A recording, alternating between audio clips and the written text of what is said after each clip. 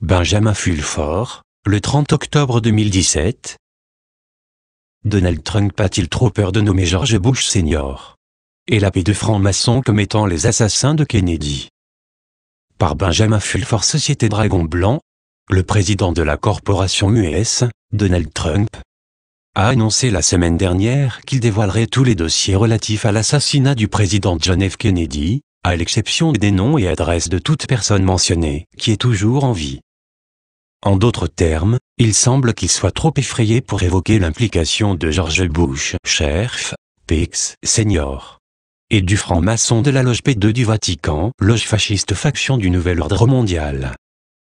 Les responsables du Pentagone, cependant, disent, Trump a contraint la CIA, le Mossad, le FBI et la cabale Bush pour libérer tous les fichiers JFK, puisque Ben Gurion, le premier ministre israélien de l'époque, voulait la mort de JFK, et les mêmes coupables ont également fait 9/11. Ce sont ces personnes qui aspirent à créer un gouvernement fasciste mondial contrôlé par des membres des familles royales européennes qui se réclament de la descendance des Césars et du roi David, comme le révèlent les recherches médico-légales menées pendant de nombreuses années. Cette recherche, y compris des rencontres avec de nombreux membres de ce groupe familial, nous a amené à conclure qu'il s'agit des véritables anciens de Sion. Grâce aux aveux de Benjamin Friedman et d'autres, John F. Kennedy avait pris conscience d'un complot visant à lancer la Troisième Guerre mondiale, à éliminer 90% de l'humanité et à transformer le reste en esclaves. Les sionistes y sont presque parvenus en déclenchant une guerre nucléaire totale pendant la crise des missiles cubains. C'est pourquoi Kennedy a décidé de supprimer leur principale source de pouvoir, la capacité de créer de l'argent à partir de rien. George Bush Sr., dont le vrai nom de famille remonte à Cher et Pierce jusqu'au nom aristocratique Romain Pix, et les sionistes avaient fait assassiner Kennedy afin d'empêcher la nationalisation de la réserve fédérale. Ces gens contrôlent toujours la création du dollar américain, de l'euro et du yen japonais. Les chercheurs de la vérité sont d'accord à dire que leur principal instrument de pouvoir aux États-Unis est toujours la réserve fédérale sioniste Bush-Clinton-Rockefeller. Un exemple très intéressant de la façon dont ces gangsters distribuent leur argent fiat peut être vu dans l'article au lien ci-dessous, qui montre comment la hausse du cours de l'action Amazon correspond à la hausse d'impression de la monnaie de banque centrale et se déplace dans la direction opposée des résultats réels d'Amazon. Il ne fait guère de doute que Jeff Bezos est désormais l'homme le plus riche du monde, car il a été sélectionné comme premier distributeur de monnaie fiat. Des recherches médico-légales ont montré que la plupart des grandes sociétés cotées, si ce n'est pas toutes, sont contrôlées, via des fonds spéculatifs comme Vanguard, BlackRock, State Street, Fidelity, etc., par ce groupe familial, connu aujourd'hui sous le nom de Mafia Khazarian.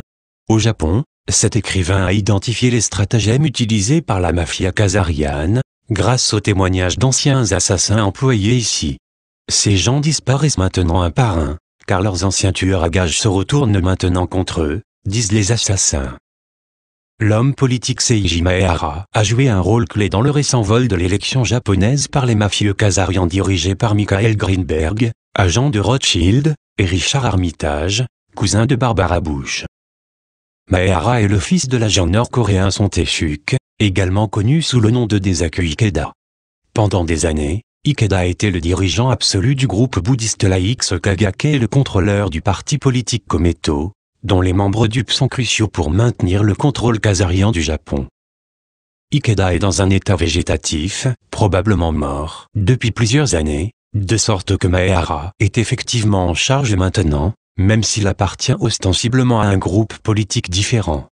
Les sources de la Société du Dragon Blanc, WDS, au Japon disent que Maehara entre régulièrement à l'ambassade des États-Unis à Tokyo et qu'on ne lui demande jamais de présenter une pièce d'identité. Les Khazarians ont volé l'élection japonaise parce que le parti de l'espoir dirigé par Koiki Uriko projetait de nationaliser la Banque du Japon, disent des sources proches de l'empereur japonais. Alors que le président américain Donald Trump prévoit se rendre au Japon du 5 au 7 novembre, le Center for Strategic and International Studies, CSI, employeur de Greenberg et Armitage, a tenu d'importantes réunions le week-end dernier à Tokyo pour discuter de l'ordre du jour qu'ils allaient présenter à Trump. Avant cette rencontre, le SCRS avait envoyé un haut fonctionnaire rencontrer un représentant de la société Dragon Blanc. Lors de cette rencontre, le représentant du SCRS, qui personnellement n'approuve pas Armitage, a déclaré qu'il avait été envoyé par le président philippin Rodrigo Duterte pour enquêter sur le mystérieux docteur Michael Van de Mer, alias Dr Michael Mering, qui a eu les 2 jambes arrachées par une bombe à Davao, aux Philippines quand Duterte était maire. Le fonctionnaire a été informé que Van de Mer croyait que la bombe avait été posée par Duterte, qu'il croyait que celui-ci travaillait pour George Bush Senior. Le fonctionnaire du SCRS a répondu en disant que Duterte avait nié toute implication dans le déclenchement de la bombe. Lorsqu'on lui a demandé ce que Van de Mer faisait aux Philippines, on lui a expliqué qu'il cherchait de l'or. Van de Mer représentait ce qu'il appelait la famille et avait besoin d'or pour éviter leur faillite. La famille à laquelle il faisait référence n'était autre que ces gens qui prétendaient être les descendants du roi David, c'est-à-dire la mafia khazariane. Pour comprendre la situation désastreuse à laquelle la mafia khazariane est confrontée, jetez un coup d'œil au graphique de la dette mondiale dans le lien ci-dessous. Cela montre que les pays du G7, contrôlés par la mafia khazariane, représentent 64% de la dette mondiale. Le Japon et la corporation des États-Unis à eux seuls doivent 51% de la dette mondiale. Les créanciers principalement asiatiques des nations khazarianes demandent un paiement en or, ce dont les Khazarians sont à court. Les Khazarians ont gagné du temps en 2001 en faisant sauter le World Trade Center et en envahissant l'Irak, afin de voler du pétrole pour rembourser leurs dettes.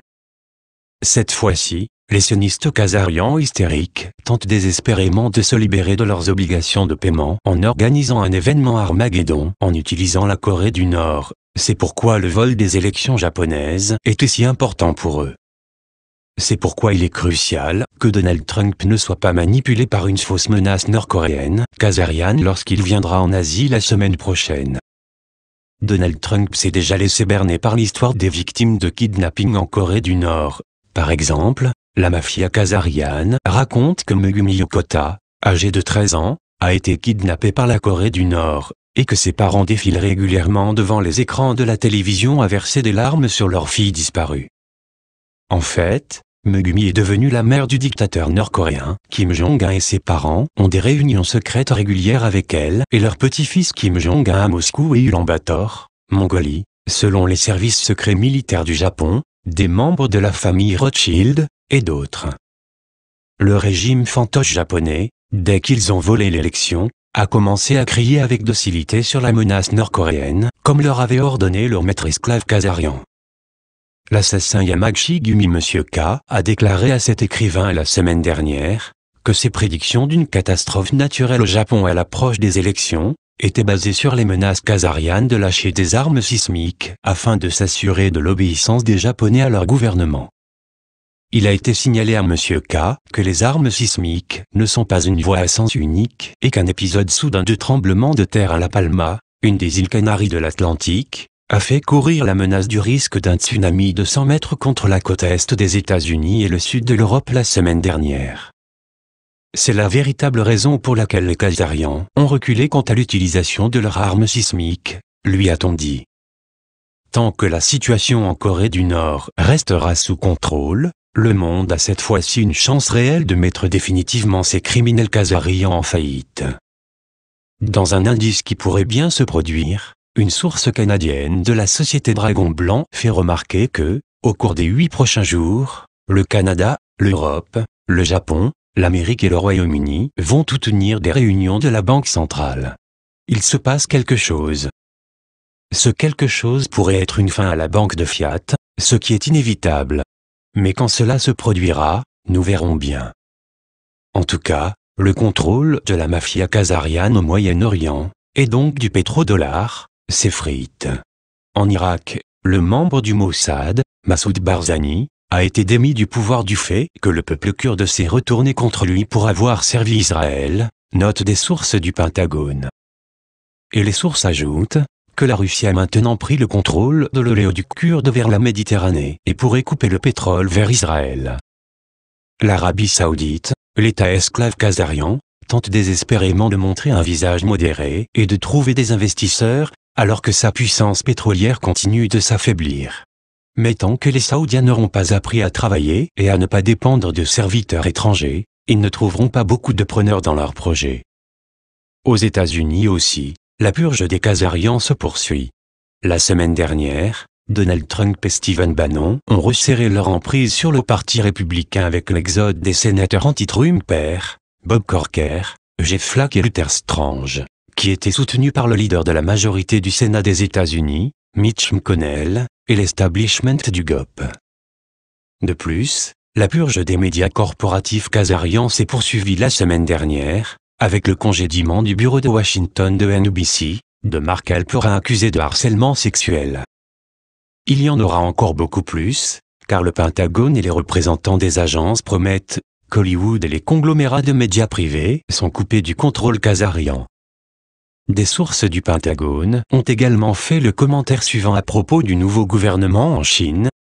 Le tsar anticorruption Wang Qian s'est fait beaucoup d'ennemis et a peut-être démissionné du comité permanent du Politburo, pour que le nouveau Zhaoloji puisse sévir contre la corruption, mais il est toujours le bras financier de Xi et un canal de secours pour Trump, parce qu'il possède tant de propriétés américaines.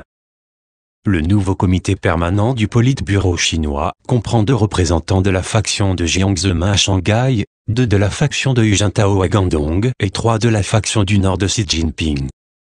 Cela signifie qu'au moins 2 des principaux centres de pouvoir doivent approuver toute décision majeure et qu'aucune faction ne peut exercer un contrôle dictatorial.